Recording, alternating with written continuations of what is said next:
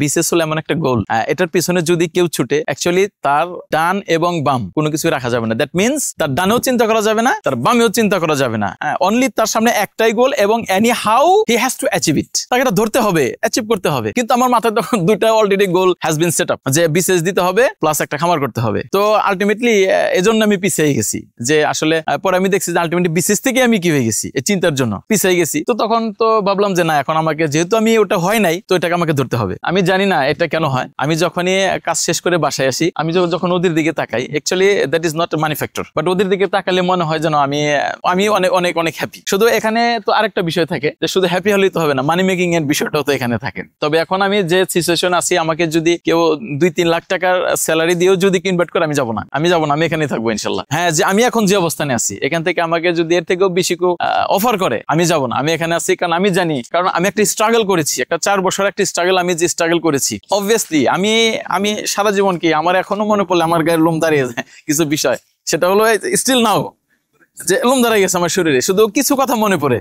সেটা হলো আপনার যে যখন ফজর আজান দিত তখন আমি চকে থাকতাম ঘাস কাটার জন্য, কারণ সকাল 6টা আমাকে ক্লাস ধরতে হবে। ফজর আজান দিত 4:30টায়। তো ফজর আজানের যখন দিত তখন আমি চকে ঘাস কাটতেছি। শুধু কিসের জন্য? আমার এই ভোটগুলোকে আমি একটা পর্যায়ে নিতে চেয়েছিলাম শুধু এতটুকুর জন্য। তো এই স্ট্রাগলটা অ্যাকচুয়ালি আমি 1-2 দিন না, প্রায় কয়েকটা বছর আমি টানা করেছি। তারপর আমি যখন বুঝেছি যে না, প্রজেক্টটা ভায়াবল, প্রজেক্টটা হবে, দেন আমি 2জন লোকের সাহায্য নিয়েছি। হ্যাঁ, obviously a lot of people they have teased me যে why you are doing that, you are the student of Jahangir university. তারা আমাকে বলেছে আপনার জাহাঙ্গীর স্টুডেন্ট, কেন আপনি ছাগলের জন্য ঘাস কাটতেছেন? But I didn't been hesitated, আমি তো কখনোই হেজিটেট ফিল করিনি। কেন করবো?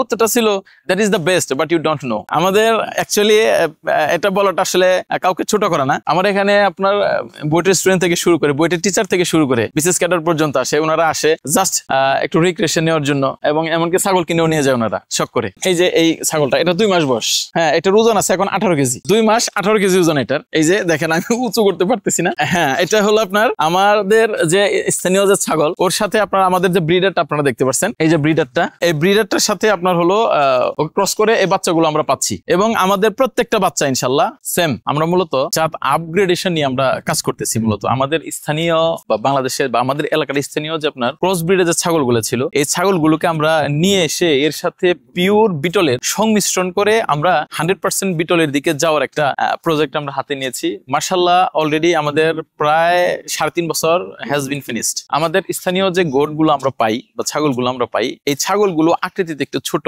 এবং এদের মাংসের যেটা আর কি ধারণ ক্ষমতাটা কম। এখন আমরা যেটা নিয়ে কাজ করতেছি মূলত, যে এটা হলো অ্যাকচুয়ালি মিট প্রোডাকশনের জন্য আর কি, এবং পাশাপাশি মিল্ক। আমাদের যে খাসিগুলো হবে ইনশাল্লাহ, এই খাসিগুলো আপনার যদি আমরা 2 বছর পালন করতে পারি, তাহলে এগুলো আপনার 80 কিলো আপ হবে এগুলা। তো সেই ক্ষেত্রে একই খাবার দিয়ে একটি খাসি যদি আমি ধরেন 2 বছর পালার পরে যদি সেখান থেকে 20 কেজি মাংস পাই, আর আমি যদি এখন এগুলো পালন করে যদি 40 বা তার থেকেও বেশি পাই, দ্যাট ইজ সো বেটার। চিন্তাটা প্রথমে এরকম ছিল না।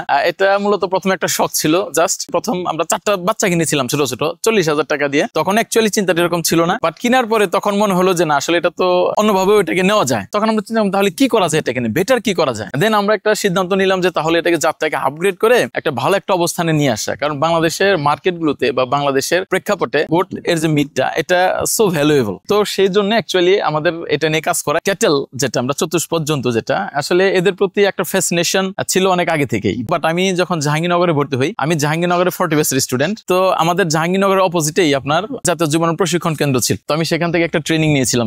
তখন থেকে একটা চিন্তা ছিল যে আসলে এই একটা ট্রেনিং নিলাম, একটা কিছু করা যায় কিনা এই রিলেটেড, যেহেতু একটা ফ্যাসিনেশন ছিল। তো ওইখান থেকেই মূলত আস্তে আস্তে এদিকে চলে আসে আর কি। ইচ্ছা ছিল অ্যাকচুয়ালি বিসিএস ক্যাডার হওয়ার একটা ইচ্ছা ছিল। এটা অ্যাকচুয়ালি প্রত্যেকটা স্টুডেন্ট যারা পাবলিক ইউনিভার্সিটিতে পড়ে সবার একটা স্বপ্ন থাকে, বা বিসিএস এর প্রিপারেশন এবং ফার্মিং করার চিন্তা ভাবনাটা, এই দুটা জিনিস আমার মাথায় অ্যাকচুয়ালি পাশাপাশি ছিল। বিধায় আসলে পড়াশোনাটা প্রিপারেশন এরকম হয়নি। আর তখন আমি আলটিমেটলি আমার কোচিং এর সাথে ইনভলভ ছিলাম, সেজন্য আমার এই যে সময়ের যে আপনার এটা একটা ভাগ হয়ে গিয়েছিল। এজন্য একটা প্রিপারেশনটা ওইরকম নিতে পারিনি। বিধায় আমাকে অবশেষে এইদিকেই মনোনিবেশ করতে হয়েছে আর কি।